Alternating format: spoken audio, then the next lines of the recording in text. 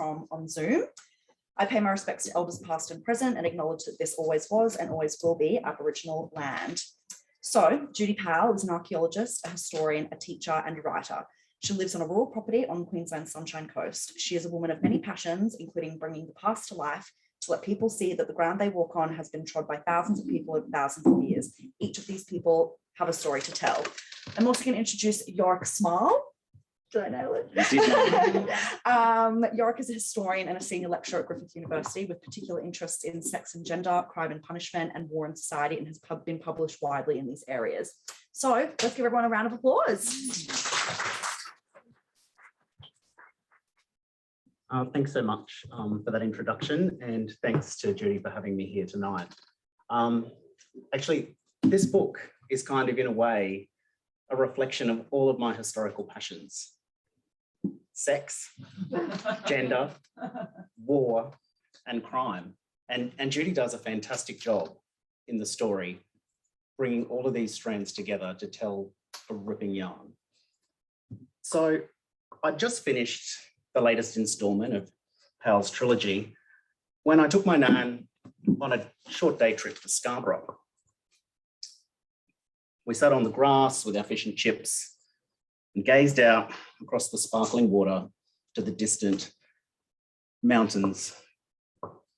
And it was the type of Brisbane beauty that Powell poignantly captures in her story.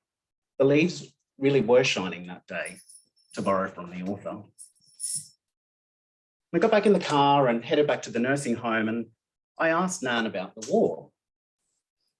Her early adolescence coincided with the arrival of the Americans.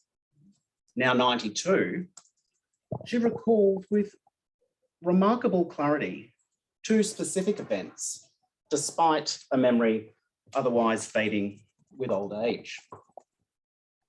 The first was a girl she knew from school on the arm of an older American GI.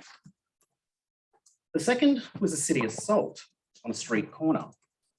Several white soldiers swinging at a black GI. I pressed Nan on the clarity of those memories. It turns out that older schoolmates in powder and paint and fur coats make quite an impression on a tram trip to work. She never forgot the violent spectacle of interracial crime either. Its viciousness, in her words, never left her. Nan is from good Irish stock, but the frailty of age has caught up. Our time at Deception Bay will probably be the last time we spend time together outside the confines of the nursing home. And unbeknownst to Judy, her book made that a very special day. Nan sat in the passenger seat and nodded as I pulled out little snippets of mystery and intrigue and a rich and vivid wartime landscape that Judy portrays in her novel. Judy made that a really easy job because she shows rather than tells us about Brisbane at war. With elegant and unfussy prose, she takes you on a journey across Brisbane's suburbs. And I was just saying earlier to Eleanor and others that I felt a real familiarity with so many of the places that I visited, and yet they were strangely unfamiliar as well, almost as if I could kind of pick out parts of the story, but it was somewhat unsettling because Judy so brilliantly framed the wartime context. You walk through the streets of South Brisbane, a straggle of wooden buildings line the pavement. Flags flutter atop the old red and white brick museum. And it's the small details, I think, that really capture those kind of historical sorry, I've just lost my train of thought. I was just going to say that it's those small details that really kind of transport you back into that world. The dimpled glass on an office door, the advertisements for washing powder and toothpaste. Scones and shandy make it Brisbane. Nan used to make a mean scone. Not so much anymore, but she still loves a shandy. And I thought that Judy's kind of depiction of the cultural cringe of Brisbane in the 1940s was also spot on in what was then still a, small country town, really hadn't really reached that kind of maturity, at least until the Americans had arrived. And people looked elsewhere for validation. One of the strengths of the book is the way that Judy glosses the minute with the imposing. The Brisbane River snakes across the text, entwining the city and the story. The New Farm submarine base, the shipyards, the parks that abut the river, police vessels. These are all pivotal sites of encounter and exchange. The cow dung brown water spews up our evidence. What would a murder mystery be without a buttered corpse? Our author, dissatisfied with the body count, ups the ante and throws in a dismembered limb, just to make sure. Did a naive visitor take an ill-advised swim with the bull sharks?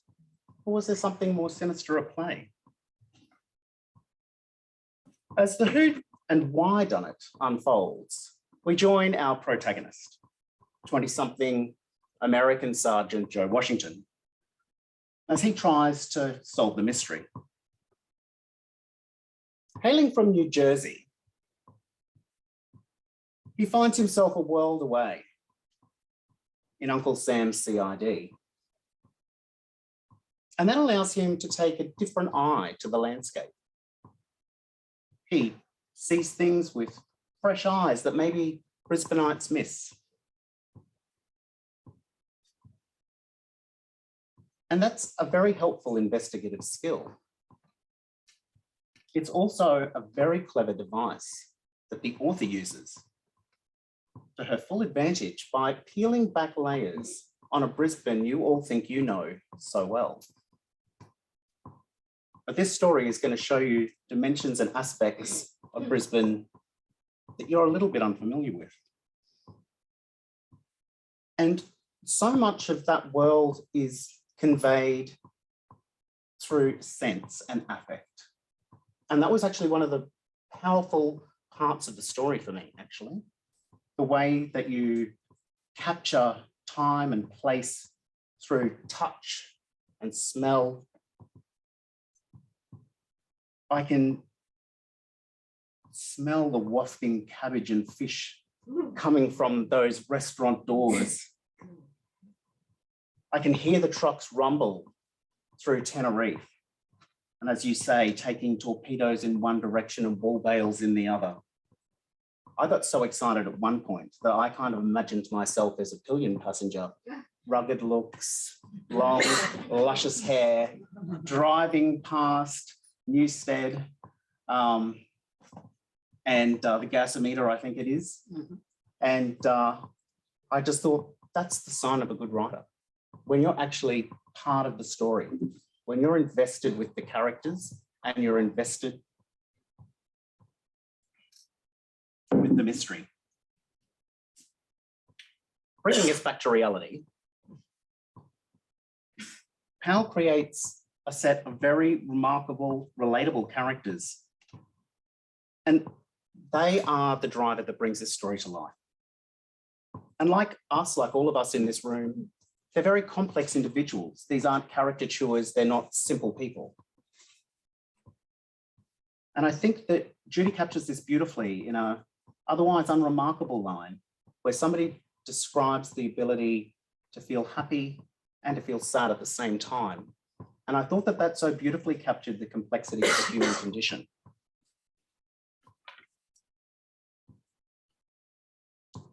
So Joe is somewhat a reluctant investigator, I would say, who seems a little bit more interested in his photographic pursuits than his criminal files.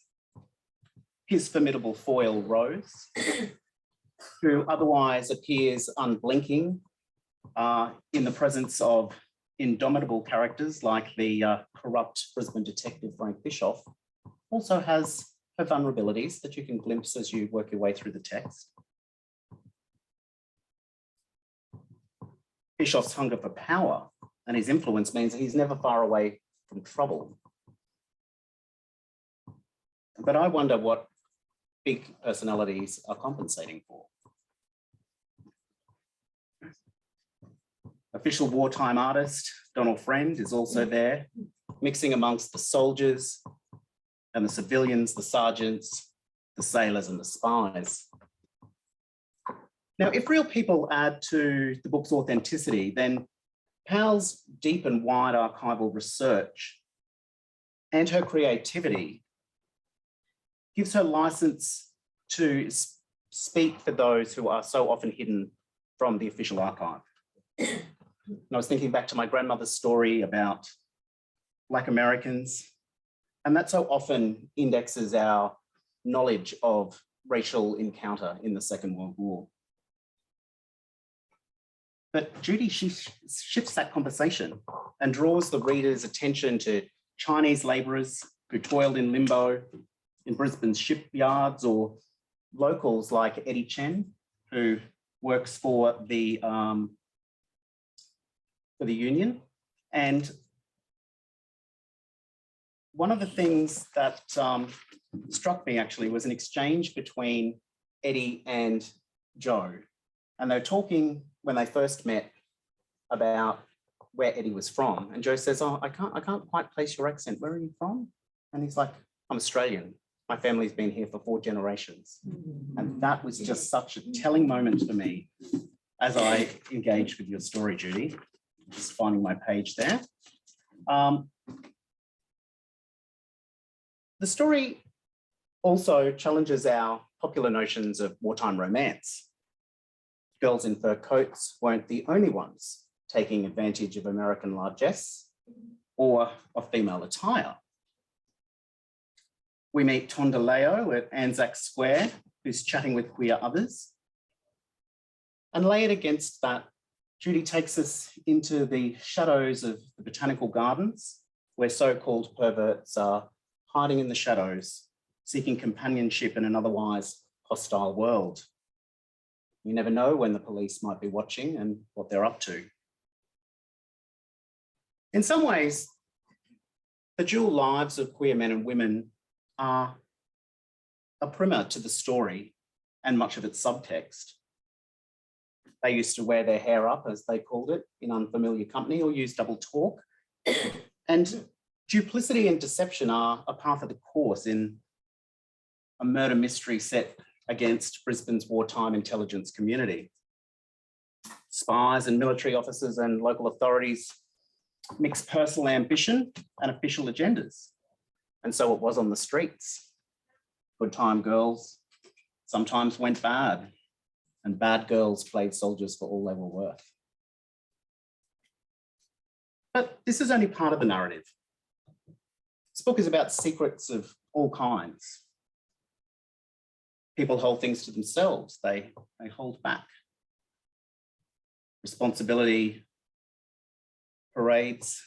Corruption parades as responsibility, and things aren't always as they appear. And I think that was a real takeaway for me, Judy, in reading your book.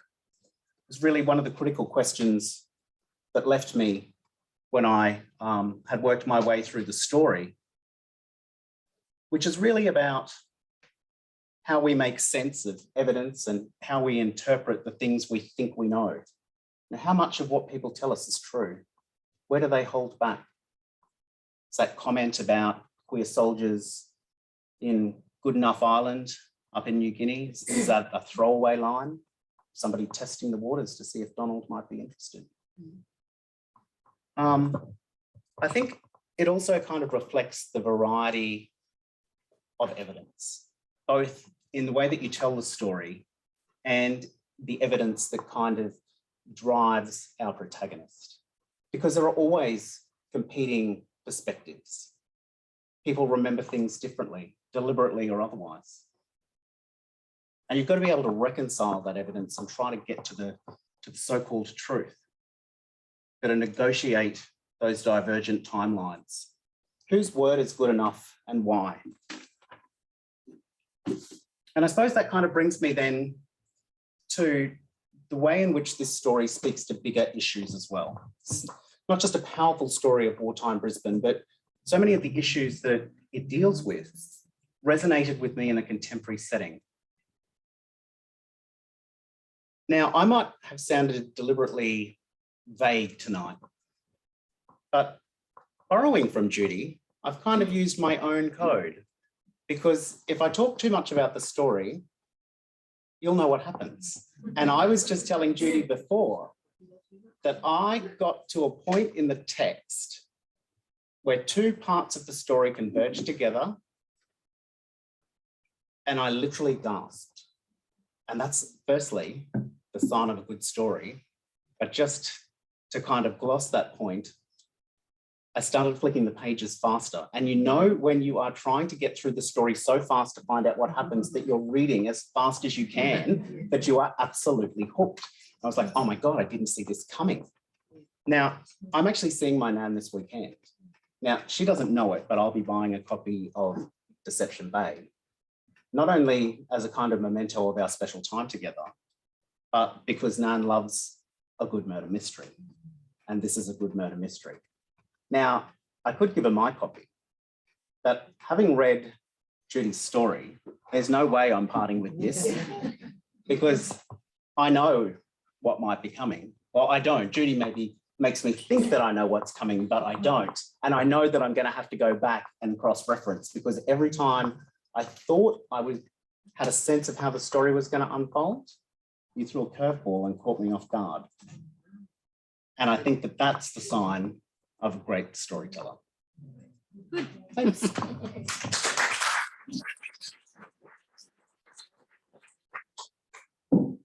Now, I think we were just going to have a bit of a chat about the story. I had all these questions. Yep.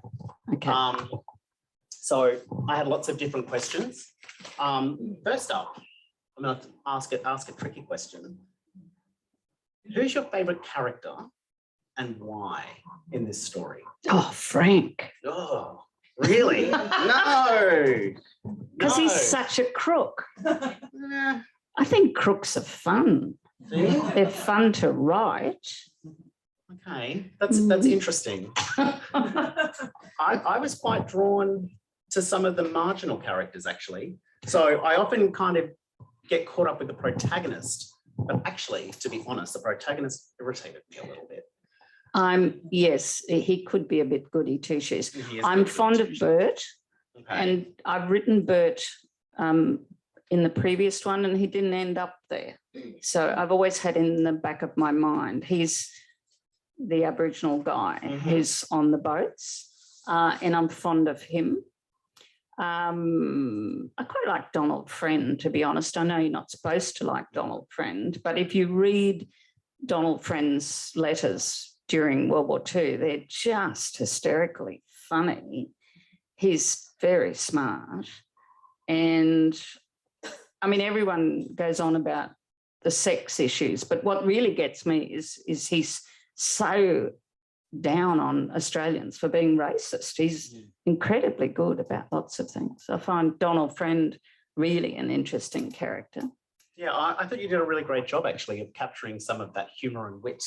There's a particular line towards the end of the book that, again, made me laugh out loud. I'm giving any spoilers away here, but yeah, I think that he also, it's his kind of mobility through different circles and different parts of Brisbane life that also kind of, you know. Donald Friend was also older. Most of the characters in this novel, most of them are young, and Donald Friend was not. He was sort of late 30s, early 40s almost, and he'd lived in Nigeria. He'd been all around the place. So he wasn't your standard, you know, Australian soldier. The other person I like, just as a matter of interest, if you haven't been to see the Jeffrey Smart exhibition in Canberra, actually, I think you've only got 3 days to see it. But if you haven't, Jeffrey Smart is a fantastic artist from Adelaide. And it's interesting because he came out and it was, in fact, his friend Mick Sanford who encouraged him to accept his homosexuality. And he's in the book. Mick Sanford ran Central Bureau, which was the MacArthur's spy agency. And he's a fascinating character. I mean, he was a colonel at 25 or something, you know, interesting, smart bloke. Tell me a little bit about the writing process. I was wondering what was the most difficult thing to do in this book? Was it the storyline? Was there a particular moment that really challenged you? Was it the layering of the stories? You know, what kind of really pushed your buttons in kind of bringing this narrative together? All of the above. I'm not a plotter, really, and I wish I was, because if I was, it might come together better. I don't know. Okay, I'm actually going to disagree with that, actually, because the problem sometimes with plotting ahead is that you often know where things are going to go. And I think that creatively, sometimes letting things develop organically allows you a little bit more freedom. And I think it held together beautifully, to be honest. I could actually see a whole range of complexities that you perhaps don't even see as the author, because it's so often what the reader takes away. So actually for me, you know, the inclusion of Donald Friend was actually far more powerful, not simply because of his, you know, queer identity or his ability to kind of move both across different social scenes and different kinds of service, but actually that art is a very, very powerful part of this story that enables you to unpick all of those questions I was talking to. You know, what's the difference between truth and fiction? You know, how does interpretation change when we look at a particular image? And all of these kinds of questions that are kind of expressed through that subplot actually relate more broadly to the bigger questions I think the book is examining. I do plan to do a third book, and it's interesting because I know this sounds silly, but I need a title. I reckon I kind of have the theme, but I don't have the title. And in a way, I kind of knew what I wanted to write was about. I wanted to write about the code breakers. So I wanted it to be about deception, but I wanted it to be, you know, when is deception necessary? When is it wrong? When is it, you know, inevitable? All of that sort of stuff. But yes, so I don't really plot it or have any bloody idea where it's going, but I have a theme and a title, which helps. Okay, that's good. Sometimes. That's a step in the right direction. I think the other thing is, you know, not just that idea of deception, but the kind of the complexity behind it. So it's about disguise, it's about camouflage. There are so many different ways of kind of coming at the problem, so that obviously, you know, people might deliberately throw people off track, perhaps, if they're corrupt, maybe. Their motives are quite clear. You have a fairly good sense that this person's up to no good, that they're, you know, you're not going to be surprised at the end when you find out that they're the bad guy. On the other hand, during warfare, deceit is necessary. I mean, that was the other point, in a way, is that's the whole point of codes, and is to deceive the enemy. So that interests me too, I think. Yeah. Well, what I loved about that too was not just that there's a singular kind of drive or propeller to that idea of disguise or to code breaking for the war effort, but that there are so many factors at play, so that you have individual ambition, people being duplicitous in getting other characters to do things for reasons they don't even know.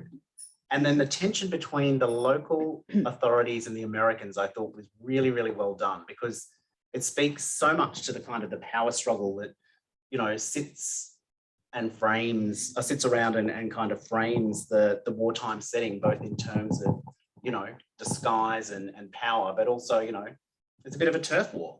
Well, it was. And I guess when I decided I would write about World War II, and I like crime novels, and I'm not going to write anything serious. And anyway, I think crime does time and place better than almost anything else. You need a detective, clearly, and having a Yank is really useful because they can look at things from a different point of view. They're an outsider looking in.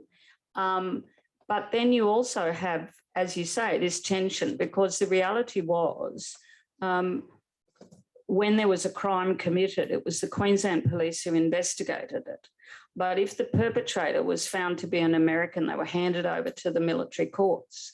And that pissed off the Queensland Police, something shocking. And that situation continues in every war zone everywhere in the world. So, for example, when the Australians went into Iraq, the first thing they have to negotiate is the protection of their soldiers so that they won't be subject to Iraqi law, they will be subject to military law. And there are huge problems at the moment, perpetually in Okinawa, because there are still American troops in Okinawa. They've been there since the war. And there was a case 15 years ago, something like that, and there were a whole series of rapes. And it was clear that it was an American serviceman who was guilty, and they could not pin anything on him. And even if they could, he would have been dealt with by the military courts. So, for example, everyone knows about the Battle of Brisbane. I hope everyone here knows. Hands up if you don't know about the Battle of Brisbane. The point about the Battle of Brisbane, I'll explain it to you afterwards, Fiona. The point about it was that the American who discharged his rifle and 2 people were killed, he was charged there was a court martial, but he wasn't even in Australia. He'd been removed. He was in Syria. So there was no way the courts here could in fact convict the perpetrator of that crime. So there are these incredibly interesting dilemmas between the Queensland authorities and the American authorities. And I also believe, I don't have any way of proving this, but I think it contributed to a degree of cynicism, which ultimately led to a culture of corruption in the Queensland Police Force. I think it's when Bischoff made his first moves was during the war. He was in charge of one of the squads at the CIB. And I just think it engendered a kind of cynical view amongst the police. Yeah, no, that's fascinating. I find that the conflict between jurisdictions pisses historians off for different reasons because it makes it so difficult to trace these cases. So you'll often find duplicates in the Queensland State Archives of the materials that, you know, had been passed between the authorities. But if you want to find out what happens once somebody's transferred over to the Americans, the trail goes cold. And I spent weeks in the American archives hunting for things. I just got so excited if I found like a memo to Commissioner Carroll. I'm like, oh my God, I'm on the right track. But so much of the material has been destroyed because, of course, it's a huge war machine. You know, it can't take all its archives with it. So they make a very informed decision about the bits that they'll keep, and they burn the rest. And so that's, you know, that's a very interesting kind of dimension of, you know, the way in which kind of power and politics plays out in the war. I was just speaking to a colleague of mine recently about the way that the American military justice system even inflicted the death penalty, because we didn't have the death penalty in Queensland. And so individual who had committed a horrendous crime and was sentenced to death by the American military courts was actually executed in New Guinea. And so, you know, there are a whole range of layers to the kinds of tensions that the book gestures to.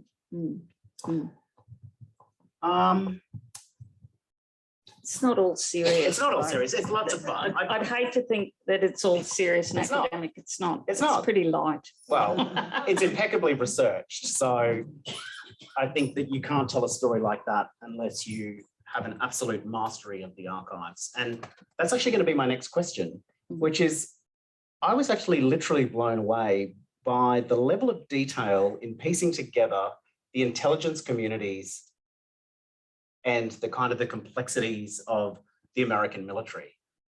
There are so many acronyms that I had to look up. I'm like, let me double check what that is. I was like, how has Judy done this? Well, it's like a lot of work. It's an alphabet soup.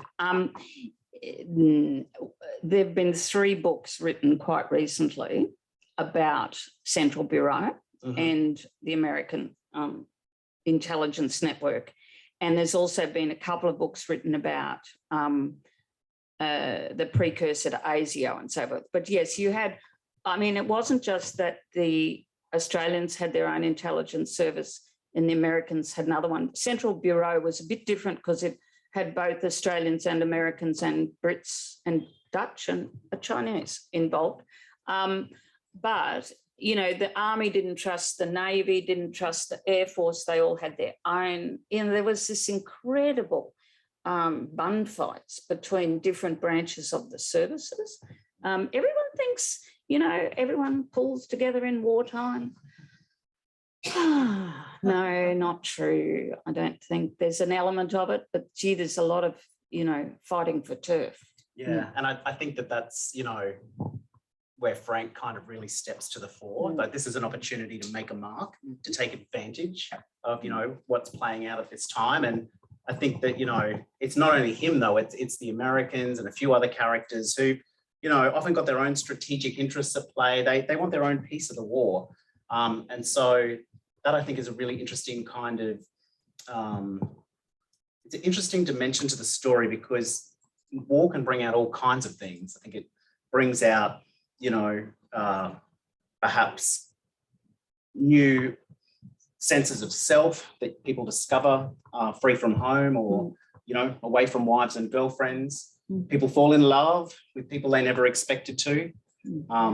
There's a great scene, I won't spoil it, but in South Brisbane, where I was kind of struck by just the loneliness of men. You know, I think we kind of imagine that everybody's got a girlfriend and everybody's having a great time. Well, actually, there's also the realities of war going on. People are lonely. You know, people are dedicated to their loved ones back home. They write letters, you know, well before the days of email, right? You'd be waiting a long time for things to come back. And so, you know, there's also a very human story to this as well.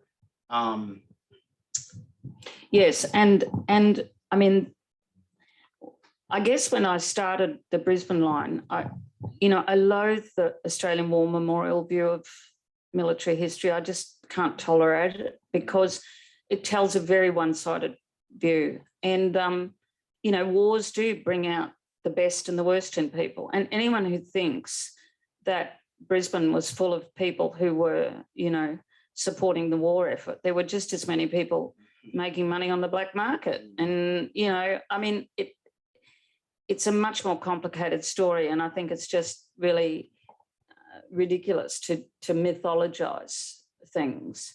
So that was part of my motivation, I think, at the beginning, was to try to tell a more balanced view of the war. Yeah. I was actually going to take it one step further and say, not only do you provide like a balanced view of the war, but balanced characters. And I think that, you know, that remark about the war bringing out good and bad, that's not kind of attributable to different individuals. So that, you know, character A is good and character B is bad. Just like all of us, people do horrible things in war, but they might also do astonishingly good things. And sometimes, actually, it's the people you expect least to do good things that actually step forward and do the most powerful and moving things of all. And again, without giving anything away, there's just a moment in the book there where I was really struck by the vulnerability of those who often, you know, slip between the cracks, who sometimes show the most humanity. And in a way, I think that also frames so many of the kinds of contemporary issues that, you know, the book also deals with. Well, you know, I do believe as I walk around Brisbane, I do think about, you know, who lived here before there were buildings, when there were buildings. You know, I think we all need to think of that. And, you know, I'm an archaeologist, I'm used to doing that. We do tend to judge things by the here and the now, and we shouldn't, because there's much more to life than that. But I also think, you know, my mother used to always say, there, but for the grace of God go I. You know, it's an important thing to remember. What would we have done? You know, would we have been good time girls? Would we have been black marketeers? Would we have, what would we have done? You know, it's all very well to say, oh, yes, we would have. And remember, you know, most people, even those in the armed forces, very few saw active service. You know, it was a mechanised war. Many people were just, you know, working behind the scenes. So, yeah, it's always important to think about how you would react in certain circumstances. I was a good time girl. I can proudly say that. Of course you were. Of course. But I think actually beyond that, Judy, it also kind of, it prompted questions for me about how I deal with the contemporary world. It's not just about what kind of person I would have been in the 1940s, you know, good time girl, you know, gambler, you know, fur coats and makeup, or would I have been somebody who stood up and called it out? Would I have spoken for the people who couldn't speak for themselves? Would I have stepped over somebody in the street, or would I have stopped and offered a hand? And for me, like, they're human questions. And it's not just those kind of settings in the past. It's actually all of the things we deal with today. You know, racism is alive and well. You know, I see so much fear and anxiety and hatred in a whole range of different social settings. And, you know, we hear about people who are, you know, unable to voice concerns, others who, you know, cover things up. And so, you know, I think the book is a kind of, you know, a window into you know, there are some laughs. The possibilities. I promise there are laughs. I know. Maybe I just take a particular view. I've said I laugh. I did laugh out loud at a couple of other points. I was just going to very briefly ask, and I think you want to do a little bit of a reading as well, and I'm conscious of time. Could you just tell us a little bit about the research process? Like, what did you look at? Because it's so evident in the text. I'm just, you know, these documents come from the actual documents, the actual case files of an actual American military policeman who was actually stationed at South Brisbane Town Hall. So a lot of this I've made up, of course. You know, Trove, you know, State Archives, you know, there's lots of stuff around. It's not, I don't find doing the research difficult. It's time consuming, but you know, you find a snippet here that's useful, snippet there, a snippet, you know. Trove's wonderful for getting the sort of little details that you talk about.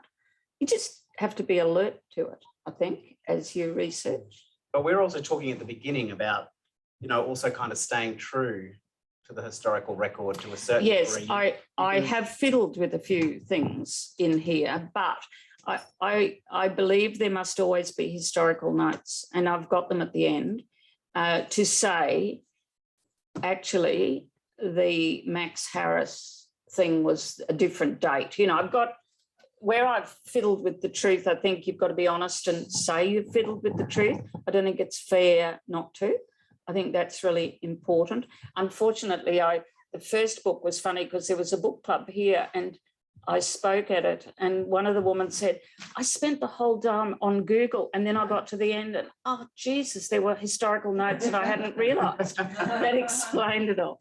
But I do think you have to be honest about what you've fiddled with and what you haven't.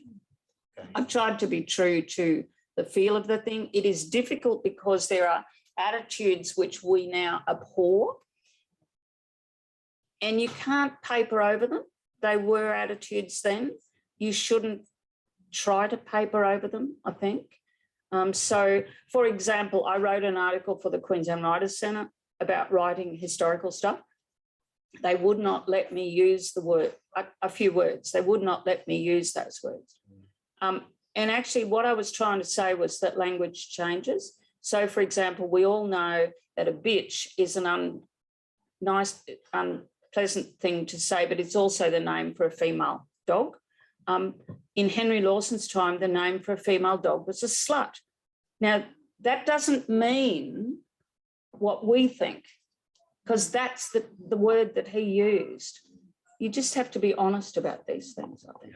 Well, I think actually papering over those cracks actually does a disservice Yeah. to the history, because it's so important that we acknowledge that, because I think it's such an important frame for us as we move forward.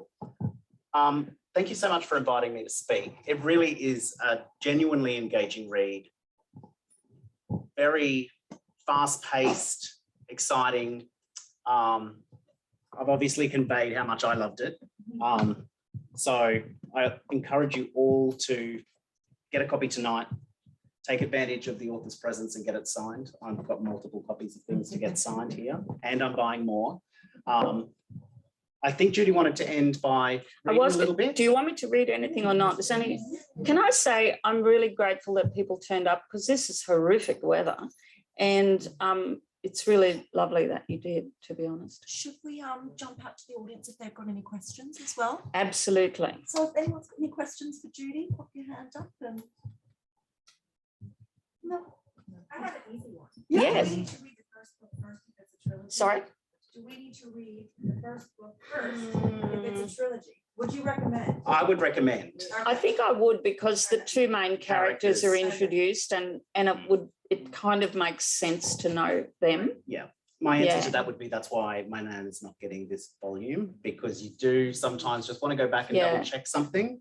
And I think that just the way that the story unfolds, you get a sense of, because I think they it build on helps each to know other. Rose, and you know, it helps to know. You could if you wanted to, but I don't think you get as rich a picture of the characters.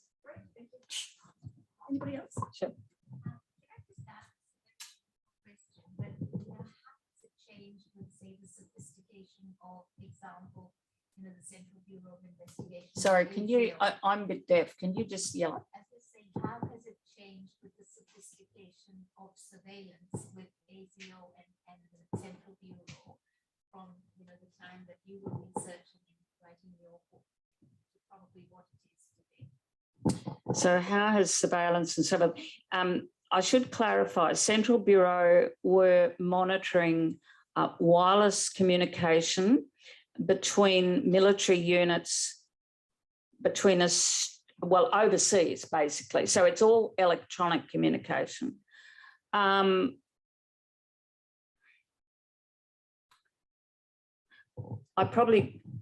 It wasn't, they weren't surveilling local people. That was done by the police and other units. Central Bureau did crack some important codes, and they did help in some important events, like shooting down Yamamoto and a few things like that. But it's so much more sophisticated now. But it is remarkable when you read what those, go and have a look, go to Ascot, go to the railway, go to the racecourse there, and go and find Ascot Park, which is just near it, and you'll see there's a fire station. That's where the first IBM computers ever in Brisbane were housed, and they were housed there because they made such a lot of noise they had to move them. Because Central Bureau is 21 Henry Street. It's a beautiful building. Go and have a look. It's just been bought for squillions of dollars. It's called No Rambler. That's where Central Bureau was. But there were, at the end of the war, there were thousands of people working for Central Bureau. They were churning through thousands and thousands and thousands of messages a day. I mean, it really was quite extraordinary. Yeah, only some of which they could read, of course. Yeah. That was all Japanese communication, I guess. Mostly Japanese, that they were, because of course you've got limits in distances that you can read military communication. I understand the Americans used to communicate in Indian words, language. Oh, the Americans had Navajo Indians who worked as, now I was once told by someone I used to know many, many years ago who lives in Alice Springs. He said, and he's a doctor, he said when he was at the hospital one day, this elderly Aboriginal woman was there, and she said her father had worked with wireless operators and he spoke Pitjantjatjara. And so she was suggesting that the same thing happened here. I've had no evidence of that, but it makes sense, because if you've got to code something, I mean, it takes forever to put it through an IBM machine. If you can just speak Navajo, it's a lot easier, because, you know, basically the Japanese don't speak it. Yeah, yeah, yeah. The other thing is with South Brisbane, my girlfriend's father, he was a lawyer in the South Brisbane Town Hall. What were they doing there, do you know? South Brisbane Town Hall was the Provost Marshal's office of the American base. Yeah, yeah. So my mate, Joe, he was based there. That's where the criminal investigation branch were. He was a Marine. He had a lawyer's degree, but he wasn't made an officer. He was the only sort of enlisted person there. Well, that's where the courts martials were held. So maybe he was associated with court martials. Because after the war, he went into defending returned servicemen for pensions and things. But her mother was actually an office girl there, and that's where they met. Okay. Do we have any other questions? Just a quick one. What was the hardest thing to research? Really tested you? Gay life wasn't because of Yorick. Thank you. Often language is really hard to get right. It's hard to get the sort of slang words that the Americans used in the 40s, or we used, most of which I don't even understand anymore, because they, you know, that was tricky. Yeah, yeah.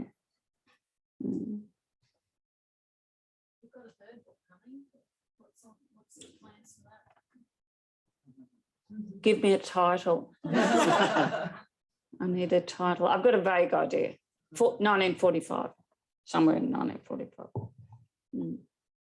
As in that's the title, or that's? No, that's. Sorry, I'm just. It'll be in 1945. That's the. So no hints, because of course that's my last question. I'm like, give me a little clue as to, because of course you think that everything resolves, and I actually felt very satisfied when I got to the end. I'm like, oh, this is very nicely resolved. And then of course, fool me, I was like, oh, that just came out of nowhere. And it's like, and full stop. I'm like, but I need more now. So any clues, any kind of theme that you might be willing to share with us, just to wet our whistle? Well, in October 1944, the only communist member of parliament ever elected in an Australian was elected. That's Fred Patterson. I thought that's interesting. And I also think it's interesting there are a whole lot of Indonesians here who were imprisoned by the Dutch, and the Dutch had a government in exile in Brisbane. That's kind of interesting. I think I might play with that. Yeah, I like that. That gives me enough to work with. So now actually you'll all have to go buy the book, because actually after you've read this, those comments will make a little bit more sense, give you a little bit more of a kind of idea of the way that Judy might play with those ideas. Do we have any other questions, guys? Alrighty, well, we've got a few more minutes. If you want Do to you do a want me quick to reading. read something or not? Yeah, You're happy for me to read something? Can I say that when I took this out and I thought I should practice this, and I found a typo on the third page. Please. Okay, Thursday, 27th of April, 1944. Okay. The night was moonless, a black sky pierced only by the rhythmic sweep of searchlights mounted on hills to the west. The overlapping funnels of light crisscrossed, sliding over the cupola of the City Hall, the metal spines and white arches of the two bridges. Details emerged briefly, half-realised shapes and patterns appeared one moment, only to be swallowed up the next. The light flickered over people and places. Nothing was solid, nothing certain. Events played out in a world of shadows. The light lingered on the figure of a man seated on the sandstone balustrade of the Shrine of Remembrance, a thin-limbed man in ill-fitting civilian clothes. He sat alone, a briefcase wedged between his feet. His skin appeared translucent, his blonde hair luminous in the flickering of the eternal flame. For weeks now, Archie had come to sit and watch, entertained and thrilled by the show that evolved around him. He knew the regulars by now, the soldiers who congregated most nights, the locals who joined them, adolescent boys venturing out to gape wide-eyed at this forbidden show. Gypsy, a lieutenant with the Marines, leaned against a column singing bawdy songs in a deep bass that jarred with her face powder and paint. Ruby, an Australian warrant officer, danced to the music in a tight-fitting dress, her glossy wig and painted nails reflecting the light as she circled. Tondaleo wasn't here tonight. Perhaps she was on duty, although she might yet turn up. The night was young. The regulars waited for soldiers, groups of men who staggered past, giving ironic salutes with their tall bottles before hot-footing it to the railway station or the sly grub shops in Spring Hill. But there was always one who'd stay. TBH, Gypsy called them, to be had. Archie laughed to himself. There's an acronym for everything now we're at war. Every night, Archie watched, slowly learning how a glance, a movement of the hand, just a simple gesture sent a message. He'd learned the codes, the secrets shared by those who spoke the same language. It excited him. He'd lived for so long in what had seemed a prison, but now, in the shadows, he could see how fluid his future might be. Soon, one of the passing soldiers would pause, glance around to check that his friends had gone. "Hey, babe," Ruby would purr, tapping the seat beside her. "Where have you been, honey? Sit by me a while." And the soldier, none different, would join Ruby on the hard stone balustrade, would lean into her embrace, his face alive in ways Archie had seldom seen elsewhere. From the shadows of the colonnade, Archie watched a small group of soldiers roasting sausages over the remembrance flame. One slung his arm around the soldier with the toasting form. A third sat on the ledge of the nearby rotunda, a cigarette held to his mouth. He blew smoke rings towards the others, ending with a kiss. More than anything, Archie wanted to join them, to emulate their casual ease, the way they seemed comfortable in their own skin. Briefly, he thought of his wife and prayed she was safe.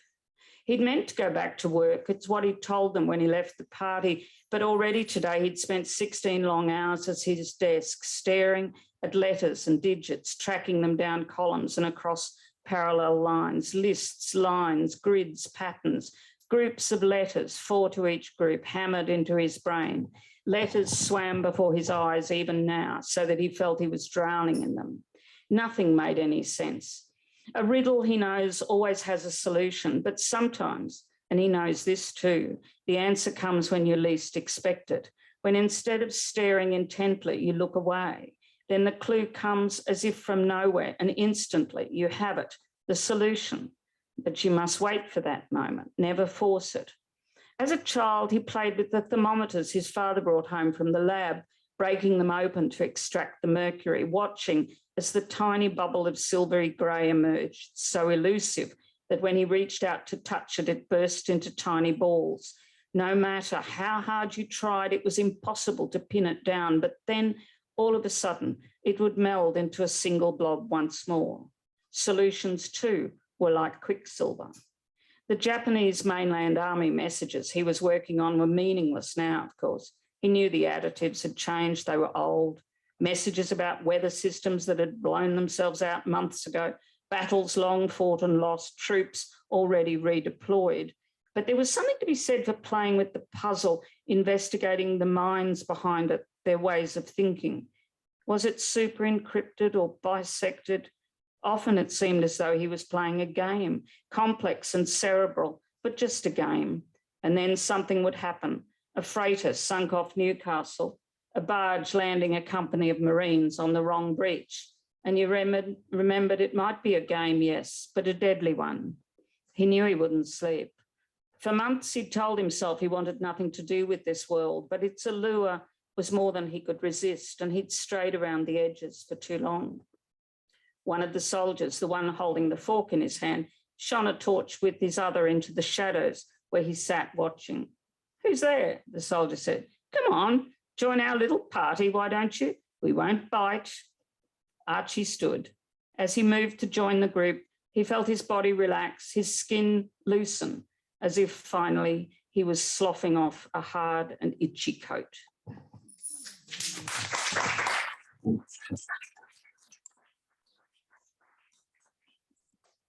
Alrighty, so let's do another big round of applause for Judy and Yorick. Thank you.